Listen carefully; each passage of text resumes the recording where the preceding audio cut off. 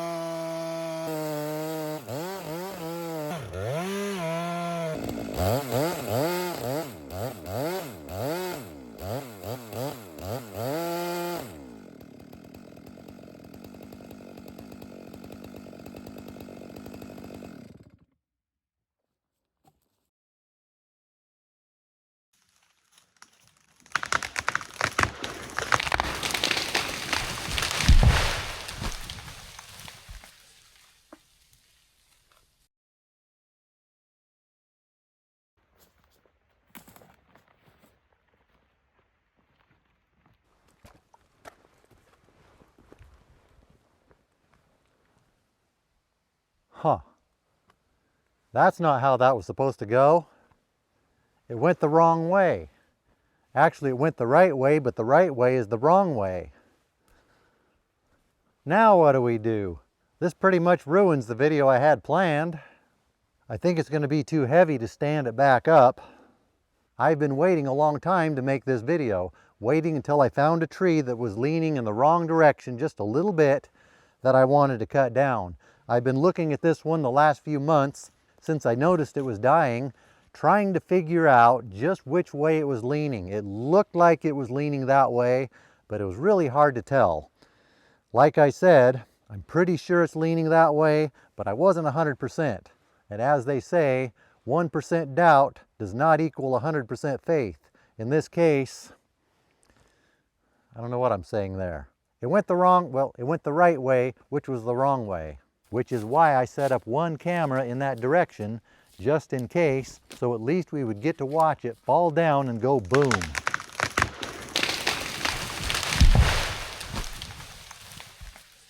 Now what do? Just scrap all this footage? Since you're watching, obviously I didn't, because I think we can turn this video around, take it in another direction. I think there are some good lessons we can learn here. Let's see if we can find anything that may have gone wrong here. If we take a close look at this stump, we do have a minor problem with this stump. While I was trying to get myself into a pickle, I got myself into another pickle here. While I was making the top cut of my undercut, while I was busy moving cameras around to get the angles I wanted, I lost track of the direction I wanted it to go. I had it pointing more that way. To correct that, instead of stopping at the depth I would prefer to, I had to cut a little more on this side to swing the direction more that way. Quit making excuses, Wilson. Just admit it. You messed this one up. Whatever. Regardless of why that happened, what that ended up doing is it put the hinge right here when I would rather have had it closer to here. If that hinge was moved forward a little bit, it may have put enough weight behind the hinge that the tree would have wanted to go this way instead of that way.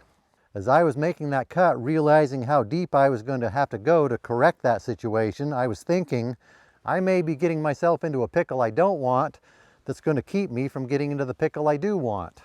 In a normal situation where we want the tree to go the right way, that actually would have helped us out. The lesson there is, you can adjust that hinge forward or back a little bit to orient it under the weight of the tree to get it to tip the way you want it, to a slight degree. Unless you really know what you're doing, you don't want to mess with that too much. The farther back you move your hinge, the less space you're going to have back here to be able to get your wedges in. And with that, your wedges will have less leverage, less influence on the tree. It could also cause barber chair if it did tip back, if you were too far back. It could cause a lot of problems. Don't mess with that too much. I wonder how many people have intentionally tried to get a tree to tip back the wrong way. Am I maybe the only one?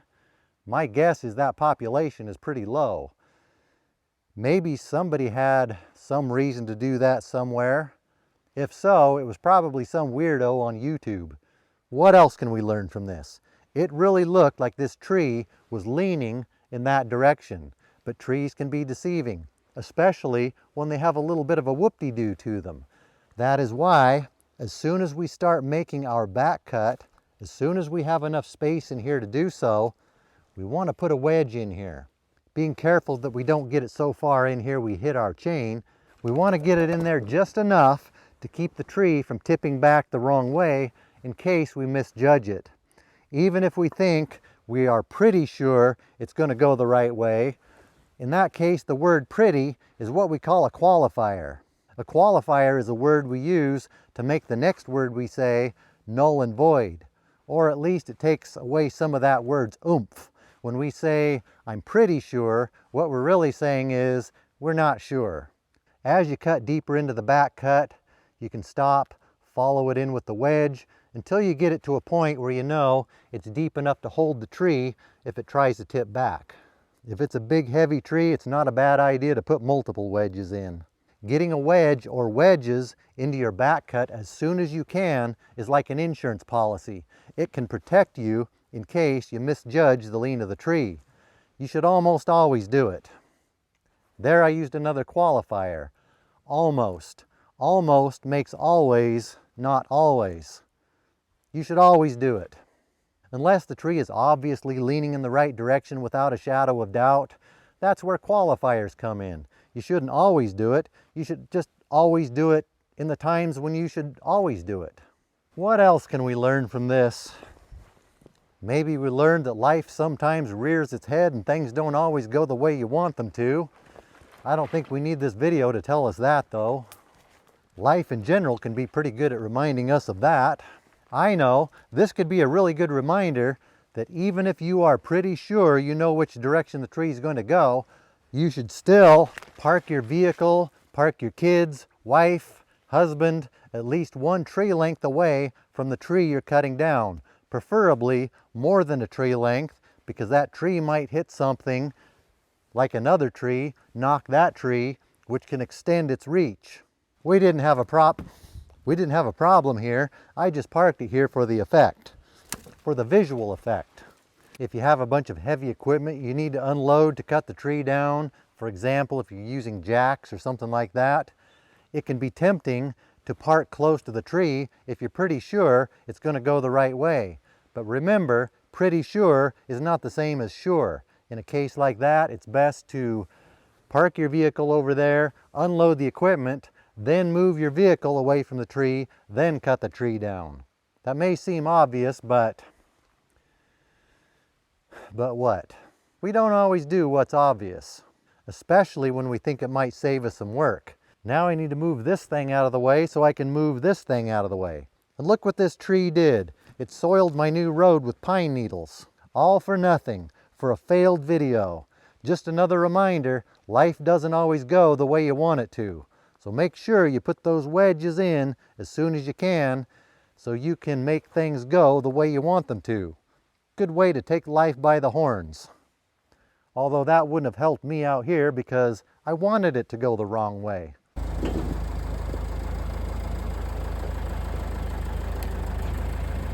If the camera would have remembered to turn on, you could have watched me buck this log.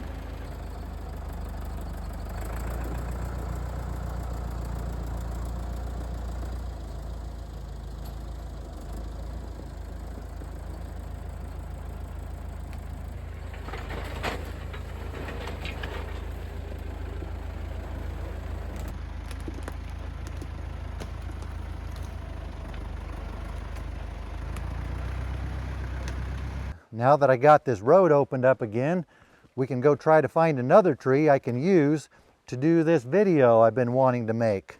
This one could make a lot of really nice blue pine lumber, but what am I going to do with that much blue pine lumber? I don't know yet. This one just died. Looks like it's leaning a little bit. Actually, it's leaning in the direction I would want it to go. And this one's too small. This one wouldn't be any fun. It may look like it's green, but it's not as green as it should be. The woodpeckers are going after the bugs that killed it. It's dead. It's still frosty over here. The low-angle winter sun doesn't rise above the trees in this spot. Another reason not to use this tree, it stays cold down here in this ice box, but I think there's another candidate down here. There's this dead one. We're on the lower end of the property, right on the edge of where the fog is this morning. This one has a heavy lean on it. This is the kind of tree, if I was cutting it in the direction it's leaning, there's no need to follow up with wedges, because this one, I'm not pretty sure which way it's leaning. I'm regular sure which way it's leaning. A tree with a heavy lean like this would definitely be a challenge for us to get the saw unstuck, but I'm looking for something more real world. I think people would be less likely to get stuck in a tree where they know it's leaning that way. Well, maybe not necessarily. We'll keep this one in mind, but there's another there's another tree up here that could be a possibility. We'll go see if that one's any better. I can see the top of this Douglas fir that just died. It doesn't look very big from here, but I think it's a pretty good size one. There's a road down there by it. It should be easy to get to. We took a little bit of a shortcut. Now we're above the fog. It's a steep hill down to it, but I think when we get down there, it levels off a little bit. It levels off a very little bit. What's wrong with this one? I want it to go toward the road, but it's leaning a little bit that way. I'm not pretty sure about this one. I'm sure about this one. I think this might be our tree. There's a little bit of a mess to clean up around here, but I can do that, no problem. I originally wasn't going to use this tree because this road was too muddy. I would have to pack my equipment in here from a long way. But we haven't had rain in a while. I think I can get up here now. Now that we found an appropriate tree, we can get set up to start this video over again. Have you ever tried to cut down a tree, but the tree tips back the wrong way, pinches your saw, and gets your saw stuck? That can get you into a real pickle. That can be a pickle because it gets you into a real pickle. There's shot one. I'm going to move the camera over here to do the next shot over by the tree. But there's a lot of brush and junk and things up here. I'm going to cut some of this out of here so we can get a clear camera shot.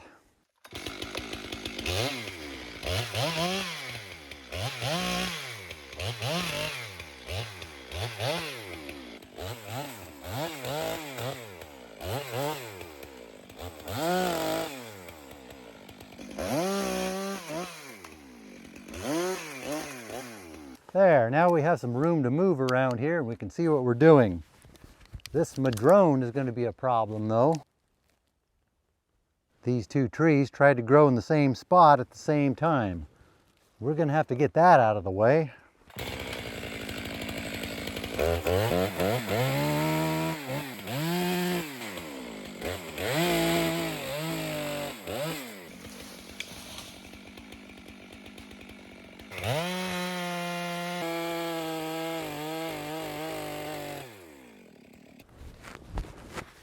I had an idea they might be stuck. I think we need a tool.